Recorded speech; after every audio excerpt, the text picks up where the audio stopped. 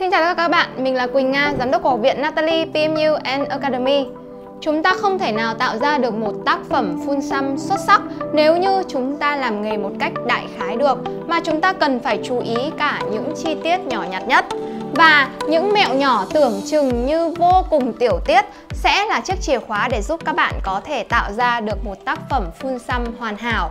Và Quỳnh Nga hôm nay sẽ ở đây chia sẻ với các bạn những mẹo nhỏ mà Quỳnh Nga đang áp dụng vô cùng hiệu quả để giúp các bạn có thể làm nghề được một cách dễ dàng hơn nhé.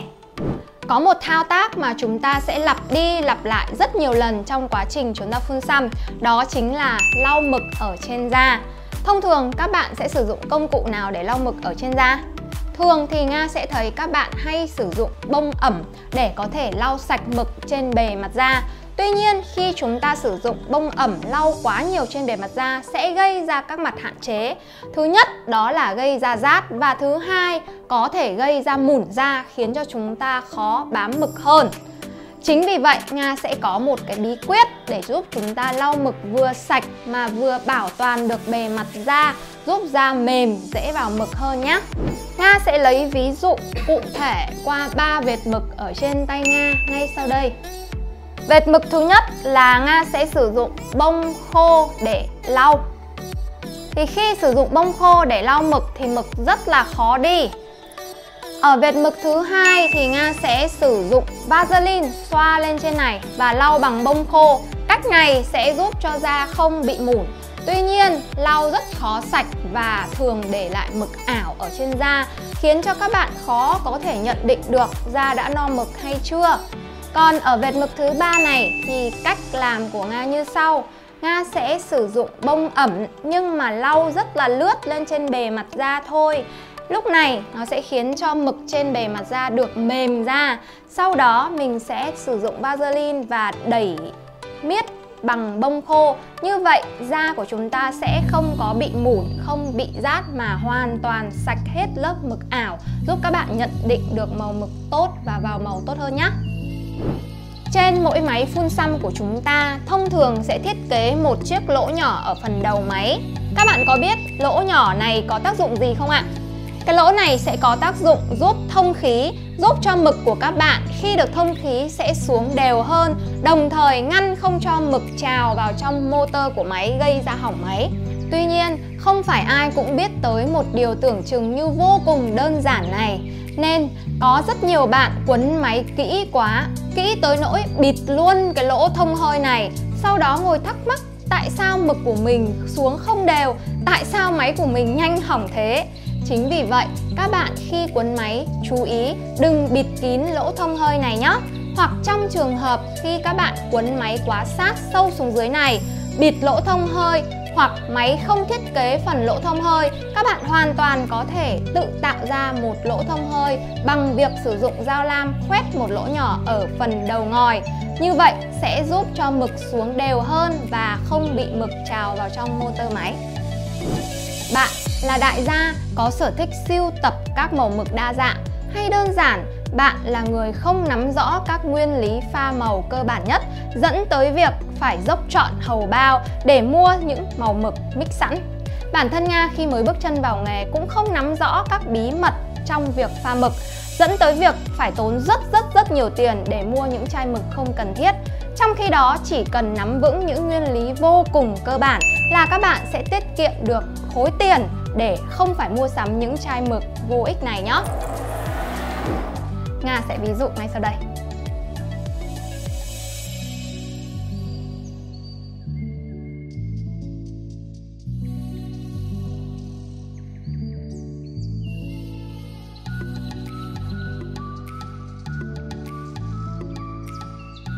Nga nhận thấy rằng có rất nhiều bạn tuy làm nghề đã khá là lâu năm rồi nhưng lại không nhận biết được gốc mực mà mình hiện đang sử dụng là gốc mực gì, nóng hay lạnh. Ví dụ như gốc mực nóng nếu như chúng ta phun lên lông mày rất dễ bị trổ đỏ, hoặc gốc mực lạnh khi phun lên trên lông mày lại rất dễ gây ra trổ xanh. Nhưng các bạn hoàn toàn không biết mực mình đang sử dụng là gốc mực nào. Nên ở video này Nga sẽ hướng dẫn cho các bạn một mẹo nhỏ giúp các bạn có thể nhận biết được cái gốc mực mình đang sử dụng là gốc mực gì nhé.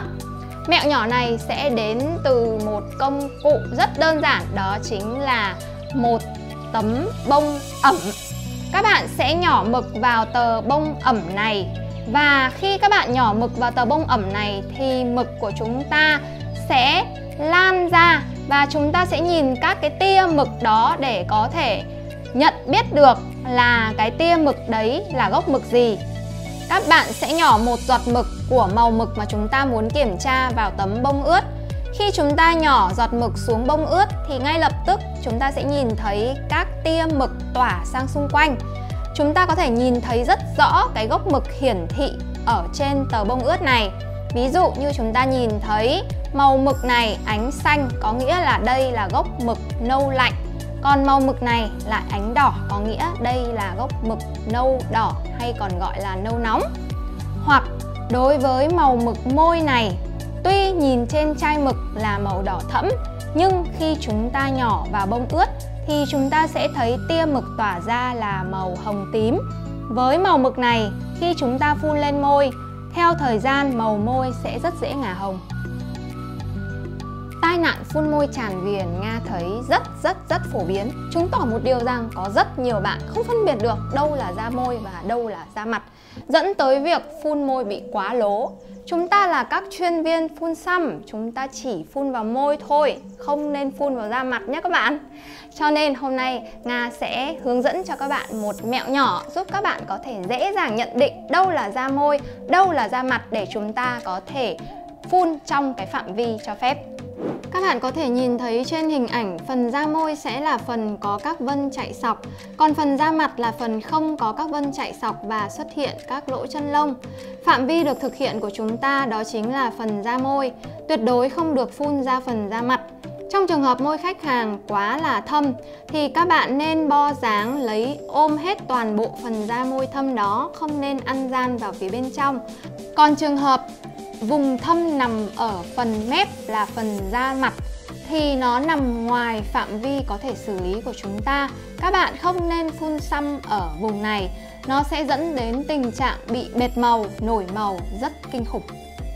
Một số bí quyết nhỏ xíu nhưng mà lại mang lại những hiệu quả vô cùng tuyệt vời mà Nga vừa chia sẻ với các bạn có hữu ích với các bạn không ạ?